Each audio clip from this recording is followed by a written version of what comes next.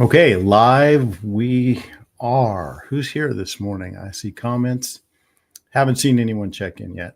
It is Thursday, November 14th, and I'm Joel Fieri. If anybody who's listening doesn't know, um, and we're here to talk about uh, headlines and modern trends and culture and how it relates to the church, kind of a filter through which we can sift all the current events.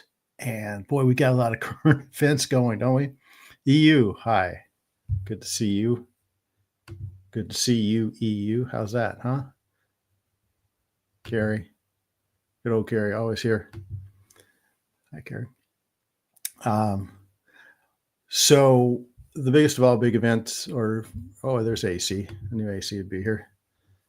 And I'm wondering if Jacqueline's going to show up today, because I might need her for some memory.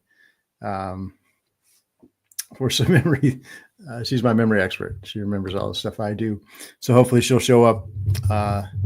So what I want to talk about today, of course, everybody's still talking about, like I said, the biggest of the big current events, which was the election last week and the major landslide that President Trump won.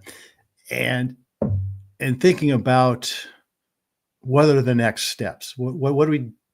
The world just changed, obviously. Our country just changed, and with that, the world changes. As America goes in a lot of ways, so goes the country, so goes the world. And I was thinking, this all is kind of familiar to me. I'm just about the oldest person around here, and which is unusual for me because I was always the young guy in most of my life situations, youngest of 4 children, and from then on. But back in the day, this feels a lot like the Ronald Reagan landslides of the early 80s, those elections when he beat President Carter in 1980 when I was 20 years old. And then in 1984 when he defeated Walter Mondale. And what a CT, especially the 1980 election, which Reagan won by a bigger landslide than Trump won. I think he lost one state, I'm not even sure which that one. That wasn't even Georgia, Jimmy Carter's home state.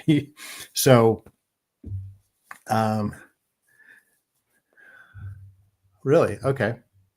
I think a lot of us are older than you know. Okay. Maybe I'm not. Maybe I'm still the young guy. But excuse me, a little under the weather this morning. Not feeling great, but I'm doing the show. The show must go on. So, well, then you guys can help me out with this too. The country was different back then, obviously, especially in the 70s. Leading up to that, I'm thinking of leading up to this election. What was the mood of the country, and where were we going? And obviously, things were going very, very far left. And I always contended that we were in the middle of a communist revolution, which I think we are. It's just taken a bad turn for the communists. But they don't go away, and they don't take defeat very easily, as you can tell by all the videos, the reaction videos of people screaming into their iPhones. I'm sure all of you have seen that, right? The crazy level of crazy in this country has gone sky high. And that's new. That didn't happen back in the day. But so was this somebody have a diagnosis? Yeah, I've done the zinc thing. Yeah. So thank you. Did even Longoria leave the U.S.? Okay, somebody finally followed through on their threat to leave the country if Donald Trump was elected. Eva, we're going to miss you. So that kind of thing, even that kind of thing wasn't the case back then, but it's kind of a parallel. And what I was thinking about is these things go in cycles. They always talk about the fourth turning. I don't know if you guys are familiar with that, but the idea of the fourth turning was, at least for the United States, every 80 years, the country has some kind of existential crisis. In the 1780s, again, short history lesson, but everybody knows history, should know the history of the U.S. 1780s, we become a nation. We have the revolution starting in 1776, 75. And then I think 1783, it ended. So 80 years later, we have the Civil War in the 1860s. Existential crisis, big time. 80 years later, in the 1940s, we have World War II, which is, again, a major existential crisis. That was 80 years ago. Believe it or not, for people like me, my father fought in that war, it's hard for me to believe that was 80 years ago. It was D-Day was just 80 years ago. So at the end we're coming to 80 years since the end of that war. And so people are saying that this is the time of an existential crisis. It may turn out to be that. May turn out to be that for the whole world. But yeah, Carrie. Bye-bye, Eva. Actually, I'm going to talk about another Eva in a second here. So, and I can think of that. And I think there's also, in my lifetime, there's also been kind of a 20-year turning, 15, 20-year turning. And I go back to this 1980 election, which was a turning point for me in my life. I grew up in the 60s and the 70s, a very liberal time, a time when there was a lot of anger and angst in America. Jimmy Carter called it melees. Okay, and he was a big cause of the melees himself. If you remember, anybody that wasn't old enough, but you guys, if you're old enough to remember that. And when Ronald Reagan came, he was such a optimistic, pro-American, sunny, kind of warm and positive. And he was someone who was positive about America. And I just had never experienced that in my life. I never really experienced anyone being gung-ho, patriotic person. It was very uncool to do that when I was growing up. And he kind of changed the mood of the country. And through the 80s was a very positive, can-do kind of prosperous time for America. And I had never experienced that. I didn't even ever believe that was possible. And I didn't vote for Reagan at all. I was a Democrat at the time. And I've said this before, mainly because my dad was a Republican. If my dad had an R after his name, I was going to have a D, because I was so much smarter than my dad back then. So, and you guys all know how that goes. The older you get, the smarter your parents get, right? So, but I had never known it could be that way. And then after that, after Reagan, there was, kind of a letdown. Let's put it that way. But there was a kind of a strong push through the mid-90s. But then in the course of the mid-90s, we had Bill Clinton come into the office, and it was kind of just a neutral time into the Bush presidency. But back in 2008, when Obama came in and fundamentally changed the United States. And that, I guess, is the second. I mean, it is another 40-year cycle politically for me of the foundations of our country. Before Obama was president, there were forces in this country chipping away at the foundation of our country. And there were always super liberal people, who were, again, anti-Western, okay, and anti-Judeo-Christian, which is our worldview, right? Again, I always go back to the worldview here on this show. And they were slowly chipping away at the foundation. And then when Obama came, they started taking sledgehammers to the bearing walls of the jackhammers to the foundation, and sledgehammers to the bearing walls of our society and our culture. And the last 15, 16 years has been nothing but that. And it really accelerated my experiences in the past by a long shot. So here comes Trump, and first of all, in 2016, and throws a real wrench into the spokes of this thing.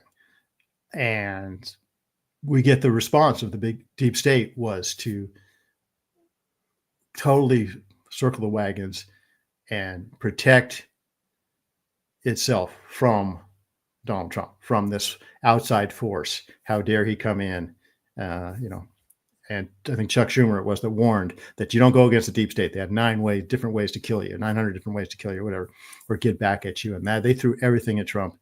It worked for another 4 years, and then the last 4 years have been full on knocking down the foundations and the bearing walls of our society. And then we have this election, and it just feels an awful lot. I look at my children and their perspectives. They really haven't known anything other than a super liberal push, this wokeness, this ultra leftist Marxist society that is being pushed upon us further than any of us believed it could possibly be. If you'd have told any of us 40 years ago that there would be men playing on women's volleyball teams or swim teams, and marriage would be defined as it is today, and even the very idea of male and female being completely obliterated, we would have said that's impossible, but it is. So I think of how I was back before, when I was young, and the world I grew up in, the perspective I had. I couldn't believe it could be as sunny and positive as it is, and conservative as it is, as it was back then, back during the 80s, what Reagan ushered in. Now I'm looking at my kids. Do they really know what Trump is ushering in? Do they have any context to put that in, other than, what we've shown them in our lives? And so this whole election has got me thinking this. Carrie, here's an interesting comment. Carrie, it's crazy how much of that liberal push we older folks slept through. Shame on us. You know what? I can't argue with you on that at all, Carrie. Shame on us. Whenever someone complains about our young people today or where the world has gone, I say, I agree with you, and let's both look in the mirror, because we're the ones that raised them. We're the ones that created this society. We slept through it. That's a very good way to put it. The liberal push we older folks slept through. And, a lot of us didn't sleep through it. A lot of us thought, well, we let the kids lead us. And that's what happened back then during the 60s and the 70s. We let the young people, our parents let us young people tell them how the world was. Never mind that they had been through the Depression, World War II. We were telling them how it was. And they were just accommodating us, and they let us push all these crazy ideas. And then all that went away for a while, and it came back. And now we're doing the same thing. We're letting these ideas that we know better. People our generation, we know better. But yet we stood back and let these things happen, thinking, well, we must not know. We must be out of touch on all these new things. And maybe we did that because our parents let us do that. I don't know. But but that also got me thinking, to relate this to the church. That was also back then. That was also the case in the church. The church of the 60s and 70s was kind of a depressing time. It was a time when the mainstream denominations were liberalizing severely. The typical Methodist, Presbyterian, Lutheran, all these, what you would call the mainline denominations, were becoming very, very liberal. And right about this point of the 1980 election, when the conservative movement kind of took off, that's when the evangelical church took off. And that was my experience. I had grown up in a very liberal denomination, the Church of Christ, my mom's church, that had been very, very liberal. They completely abandoned the gospel by the time I left it. And I found an evangelical church that I was able to learn about God and learn about become saved and grow in my faith. And that set the foundation of my faith for my life. But that wasn't what society had always looked to those mainline denominations for spiritual guidance. And when they abandoned their fidelity to the word of God and their faithfulness, it left a void for the evangelical churches to take over, to fill that void by preaching truth, by standing firm on the principles of the word of God and affecting society through it, which the mainline denominations had completely abandoned. and they had become irrelevant, or they're fast becoming irrelevant, and that allowed a void for evangelicals to step in. And for the past 40 years, that's what has been the case. Most of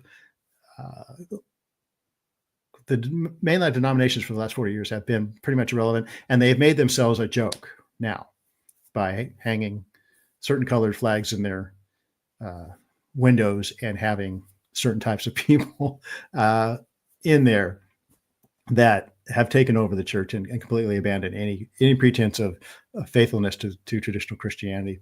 So, but through that time, since that time, in these last 40 years, as is our nature, as was Israel's nature. Israel's nature was always to receive great blessings from God and then eventually just fall into disobedience and rebellion against God.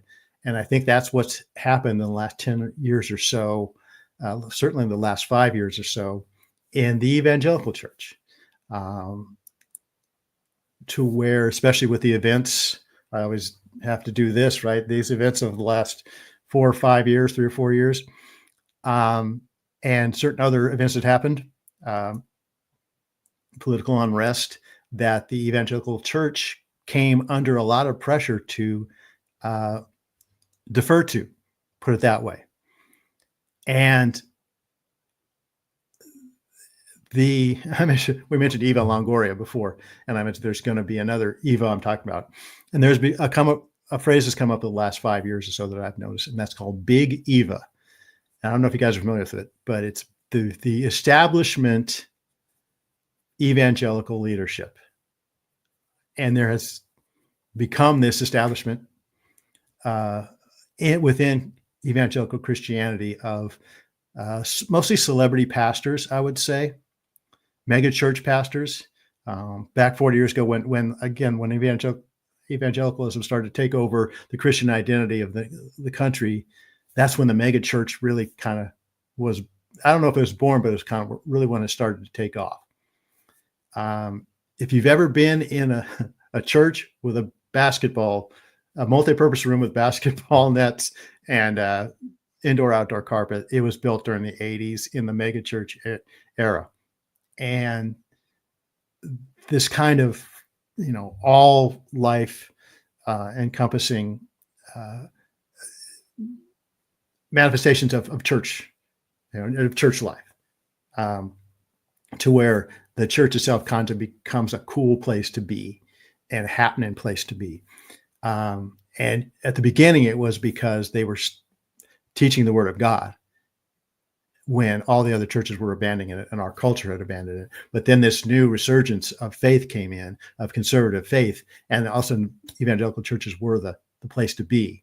And they were where people wanted to be because there was this commitment to faith, to living a Christian life, a faithful Christian life in the Spirit, where you could have victory and be positive. It wasn't these depressing, boring, kind of useless mainline churches. So they became the place to be for a lot of different things. Well, again, they're kind of, that cycle, I think, might be running out. Evangelical churches have compromised, and a large part of it is because there have been snakes. A friend of mine, a missionary, said, "Joel, there's snakes out there coming into the church all the time, and you've got to watch out for the snakes." And I think there have been a lot of snakes coming into the evangelical church over the years. And in the past 5 years or so, they've really had a large voice, and they've been changing things drastically. And the evangelical church is making the same mistakes as the mainline denominations did way back when. So I see a turning point politically with this past election, and I see a turning point maybe spiritually for Christianity in the country, kind of coinciding with what happened in my youth. So I think what's happening, and again, what happened with all the stuff we had to do back a few years ago, and all the churches that went along with that, and very militantly went along with that, and very they were all in on that, kind of wearing these things and having that thing in your arm, and they stopped supporting their congregation. They stopped supporting one of Michael's favorite guys, Doug Wilson, is fast becoming one of my favorite guys, is kind of the leader of the opposition to this now. And what he says is, because when that experience we had in 2020 and 2021, we had a lot of shepherds that abandoned their flocks. They abandoned the needs of their flocks to cooperate with Caesar. Let's call it Caesar. When Caesar decreed that we close down, they went along with it. When their congregations most needed support and answers and a place to go and a place to be, those churches said, no, we're not going to be that for you. And it helped a rise of a lot of people online. The podcasting boom kind of coincides with this too. And a lot of Christian people started looking towards people online who were political commentators, but also people who had answers to these things, these issues that people were going through. And since our Christian leaders were not doing it, and I've said this before, if Christian leaders don't like Jordan Peterson or Joe Rogan or Ben Shapiro or whoever they don't like, and they think, Tucker Carlson is a big one too. Tucker Carlson has actually talked about churches, his church, the Episcopal Church. He said, they're not even a Christian denomination anymore. But he was speaking to the issues that they abandoned him on, and he spoke out of it. So we started listening to him. We started listening to people like Doug Wilson, this thing called the Moscow Mood. John MacArthur was a hero to all of us who wanted churches to be there for us, but weren't. His church was there for his people. He became a hero for us. So, but a lot of the evangelical leadership resents this, and they're resenting it even now. I'm hearing things. They're becoming irrelevant, and they didn't like Trump. They didn't like, yes, Jack Hibbs. There you go, Kerry. Jack Hibbs was another one. I think I did I think I did a video with him a couple weeks ago. Was it last week? With him and Dennis Prager. So, excuse me. Yes. So these people, this leadership nationally was led by, if you listen to some of the things Pastor Andy Stanley in Georgia said, Pastor Matt Chandler in Texas, John Piper, all these guys are seen now as the leadership of, quote, Big Eva, which is the establishment evangelical church, which has largely discredited itself in a lot of people's eyes because they failed to be there when we needed them to be there, when the government exerted its power against us. And now that we have this election where the country said, we don't want that woke stuff. A lot of these churches went along with the woke ideologies also. Now that wokeness has been rejected largely by the country, all of a sudden these Big Eva pastors are standing there saying, okay, we supported all this woke stuff. The country has just rejected that. We are now irrelevant, and they are now irrelevant. So where is the church going to go now? Excuse me. I don't know if you guys can hear the dog bark. Sorry about that. I can't really do anything about it right now. But where does the church go from here? Back then, it was the mainline denominations that had abandoned their flocks, abandoned their Christian witness to the world, abandoned their responsibility to be God's representatives in our culture and in our world. And it was that gave rise to the evangelical church. Now the evangelical church has abandoned its responsibility to be representation of Christ and representation of the Word of God in the culture. Yes, it is a big dog, Carrie. Yeah. So she stopped now. She's new.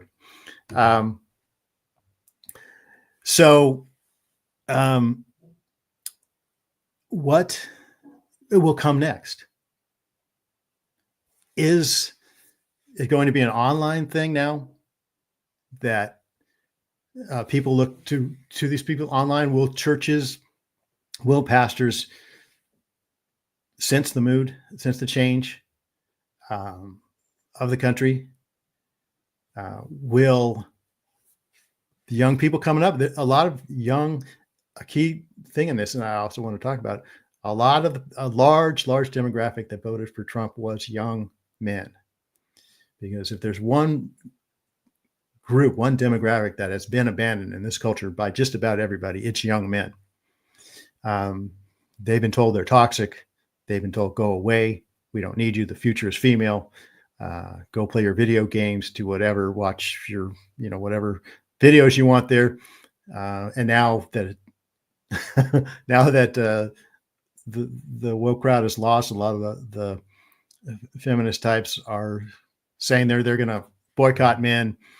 I don't know if you know the 4B movement. I don't know. That's interesting. But again, young men have said, hey, we see hope in this direction. We see hope in this conservative direction. We see hope in what Trump represents.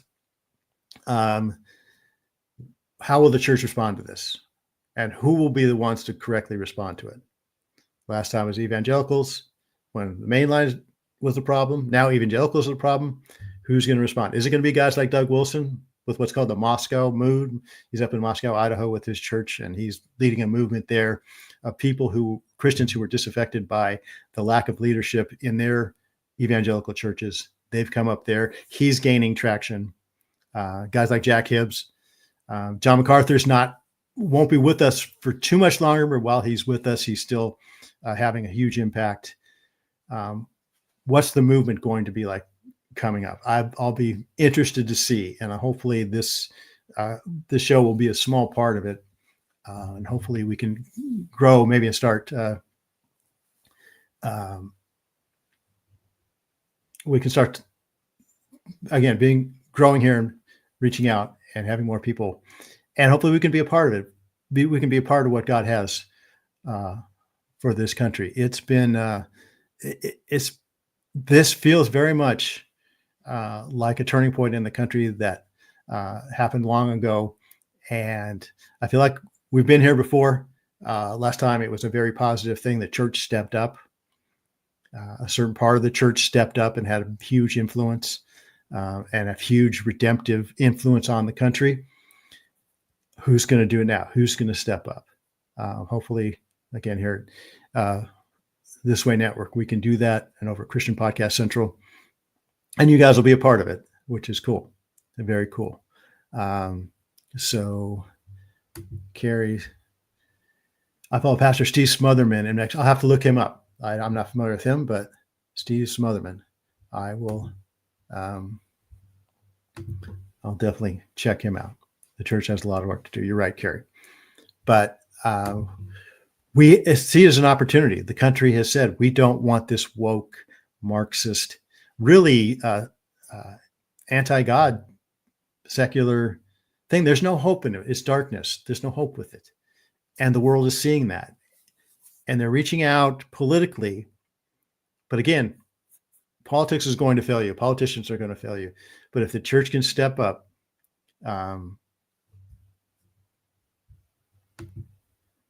thank you, AC. Yep. And Legacy Church. Okay. That's who I'll check out. So anyways, that's what I wanted to share. I remember the curse Michael and I were joking about, may you live in interesting times. And these are going to be interesting times. We got rescued from a Marxist revolution for the time being. But like I said, they'll come back. There's going to be trouble, but a lot of people are looking to the light now. They're looking, they've seen the darkness. They're looking for light. Are we as a church going to shine that light? And who is going to do it? So anyways, that's all I have today. It went fast. So again, sorry about the barking dog. Glad it didn't bother any of you guys, but we will see you. I will be with Ben and Michael tomorrow, and then I'll see you again next week. Thanks, guys. Thanks for listening.